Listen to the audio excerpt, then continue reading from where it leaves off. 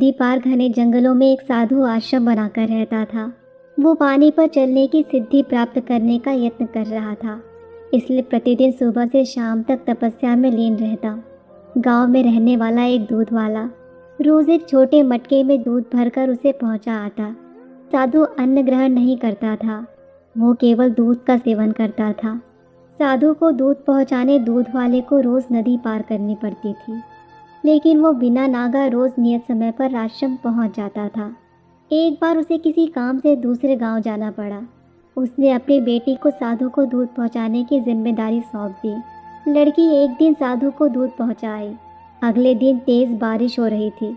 जब वो दूध लेकर जाने को हुई तो उसकी माँ ने उसे ये कहते हुए रोक दिया कि ऐसी घनघोर बरसात में नदी पार करना ठीक नहीं। लड़की नहीं गई। बारिश थमी। तब तक शाम हो चुकी थी। वो दूध लेकर साधु के आश्रम पहुंची। उसने देर से आने के लिए साधु से क्षमा मांगी।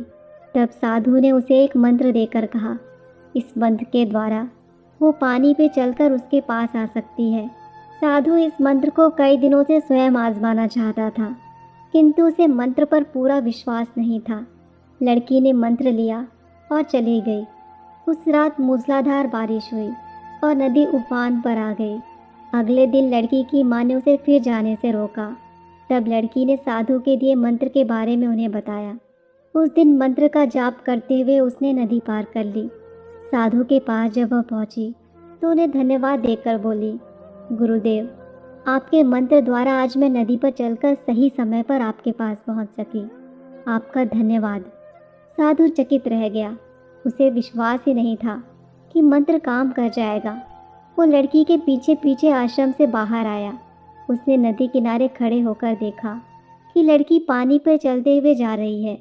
वो खुश हो गया कि वर्षों से पानी पर चलने की सिद्धि प्राप्त करने का उसका मनोरथ पूरा हो गया। मंत्र जपते हुए उसने नदी के पानी में पैर रखा, फिर खींच लिया। उसे पानी में उतरते डर लगा कि यदि मंत्र ने काम न किया तो क्या होगा।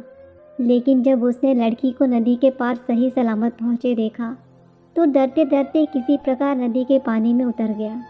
लेकिन थोड़ी ही देर में वो डूब गया। ऐसा क्यों हुआ? इसका कारण है विश्वास। साधु को इस बात का विश्वास ही नहीं था कि वो पानी पे चल सकेगा। वहीं लड़की को पूरा विश्वास था। इसी विश्वास के कारण वो नदी पार कर गई और संदेहों से घिरा साधु नदी में डूब गया। किसी भी काम में सफल होना है तो अपने हुनर के साथ ही अपनी सफलता पर भी विश्वास करना होगा। जिसे अपनी सफलता पर भरोसा ही नहीं, न वो पूरी लगन के साथ काम कर पाएगा, न पूरी मेहनत से, ऐसे में वो सफल कैसे होगा। इसलिए विश्वास की शक्ति का महत्व कम न आके, ये विश्वास की शक्ति ही है कि लोगों ने ऊंचे ऊंचे पर्वत डिगा डाले। खुद पर विश्वास रखें, अपनी सफलता पर विश्वास रखें।